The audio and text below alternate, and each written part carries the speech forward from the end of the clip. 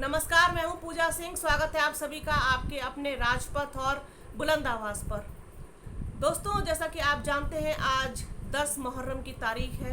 पिछले 9 दिनों से मुहर्रम का महीना शुरू हो चुका है और आप लोग जानते हैं कि ये महीना शोक का महीना होता है और ख़ास तौर पर ये जो 10 दिन हैं ये बहुत ज़्यादा शोक के होते हैं, दुख के होते हैं, क्योंकि इन्हीं दिनों में जो इमाम हुसैन और उनके साथी, उनके जो पूरा परिवार था, उनकी शहादत हुई थी और शोक मनाते हैं शिया मुस्लिम। और हमारे जो संपादक हैं सैयद कासिम सर, वो भी मुहर्रम के चलते ही बिज़ी है और आप लोगों के बीच लाइव लेकर के इसीलिए नहीं आ पा रहे थे, क्योंकि मुहर्रम का जो महीना शुरू हुआ है उसमें ये जो 10 दिन है ये बेहद व्यस्तता के रहते हैं शिया मुस्लिम के लिए। अब मुहर्रम के बारे में क्या ही बोलूँ मैं। इमाम हुसैन जो कि मोहम्मद साहब के नवासे थे और हज़रत अली के बेटे, उन्होंने यजीद के सामने घुटने नहीं टेके। किसी भी तरीके का कोई समझौता उनके साथ नहीं किया। लड़ाई लड़ी करबला के मैदान में, लड़ना मंजूर था उन्हें, लेकिन घुटने टेकना नहीं। 72 लोगों के साथ यजीद की इतनी बड़ी सेना का मुकाबला किया और ये कह दिया कि किसी भी तरीके का कोई समझौता अन्याय के खिलाफ मैं नहीं करूँगा। जो करना है कर लो, मुझे मारना है मार दो, मेरे परिवार को मारना है मार दो, मेरे कुनबे को मारना है मार दो, लेकिन मैं गलत बात के आगे नहीं झुकूंगा। ठीक ऐसा ही किया उन्होंने।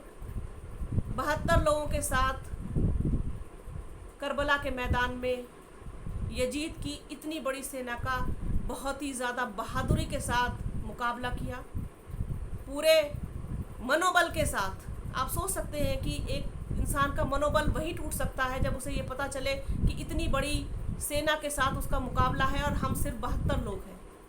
लेकिन ऐसा नहीं किया इमाम हुसैन ने, पूरी बहादुरी के साथ लड़े।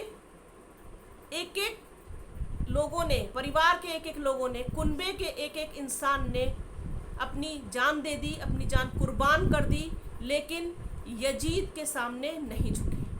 कहने का मतलब ये है कि कभी भी किसी भी जुल्म के खिलाफ, अन्याय के खिलाफ जो है, अगर आपको लड़ाई लड़नी है तो फिर बहादुरी के साथ लड़िए और ना कभी अन्याय के आगे झुकिए, ना फिर जुल्म के आगे झुकिए।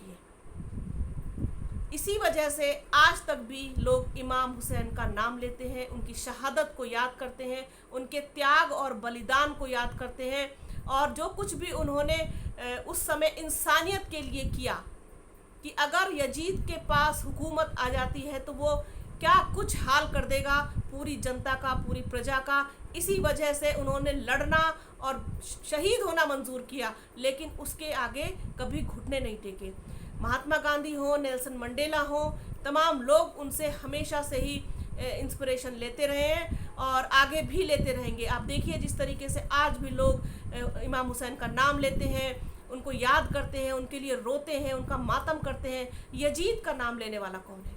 तो इससे एक सबक मिलता है, इससे ये एक जो है एक लेसन हमको मिलता है कि जो बुराई होती है उसका अंत होता है और बुराई का नाम लेने वाला कोई नहीं होता, लेकिन सच्चाई और अच्छाई और इंसानियत हमेशा ज़िंदा रहती है और लोग उसका नाम लेते हैं हमेशा ही।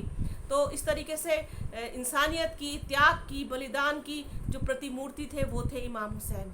उन्होंने कभी खुद को झुकने नहीं दिया अन्याय के आगे। इसी कड़ी में आज जो है मेरे साथ एक छोटी सी बच्ची है, आरना सिंह। वो क्या कुछ कहना चाहती है मुहर्रम के बारे में, इमाम हुसैन के बारे में।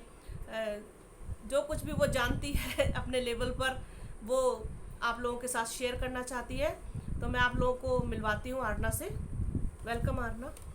Hello everyone, I am Arna of 6C, and as you all know, today is Muharram, and this festival is held for the sadness shown by people for Imam Hussein.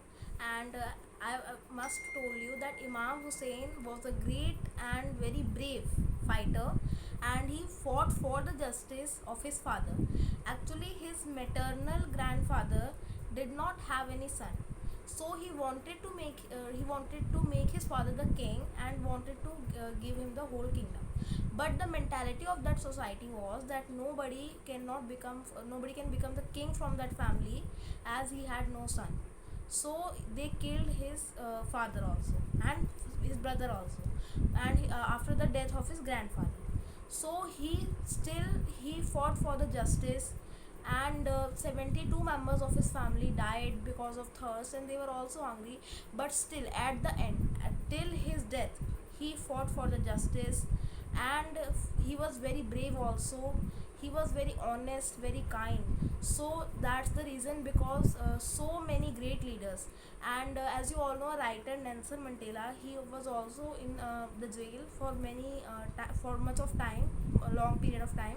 So he also got the motivation and inspiration from Imam Hussein, and for his bravery and all his justice, people, he's still alive in everyone's heart today. Thank you, everyone.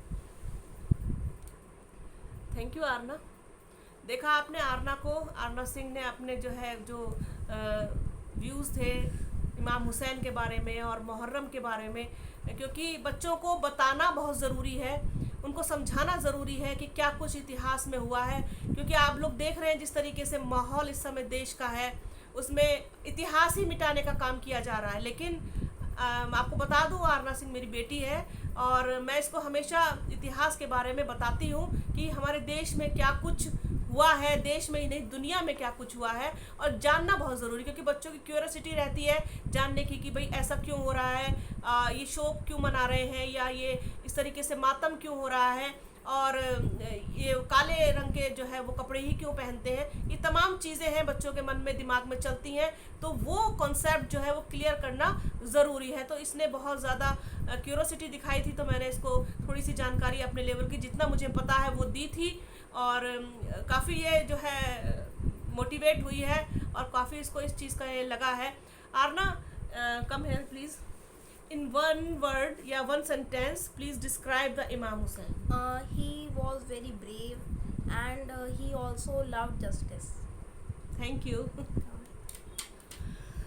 तो ये है आज का video जो है, ये मैं ख़ास तौर पर डेडिकेटेड करना चाहती हूँ उन सभी लोगों को जो इमाम हुसैन के फॉलोअर्स हैं, ख़ास तौर पर हमारे एडिटर सैयद कासिम सर, उनको डेडिकेटेड है ये वीडियो मेरी और आरना की तरफ से। एक हमेशा हम पॉलिटिक्स की बात करते हैं, राजनीति की बात करते हैं, लेकिन कभी कभी उससे हट करके भी चीज़ें होनी चाहिए जो सोसाइटी में एक पॉजिटिव मैसेज दे सके। तो सोचा आप लोगों के साथ इस चीज़ को शेयर किया जाए।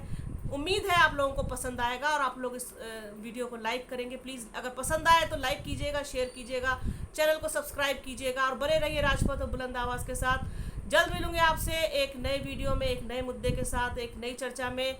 तब तक के लिए जय हिंद। वीडियो को प्लीज़ अंत तक पूरा ज़रूर देखिएगा, और हाँ, अपना और अपनों का बहुत ख्याल रखिए।